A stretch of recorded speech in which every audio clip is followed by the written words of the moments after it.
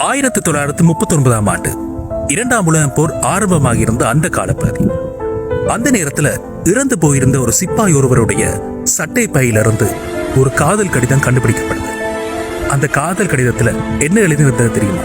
இன்னும் சிறிது நாட்களில் இந்த போரானது ஓய்ந்துவிடும்.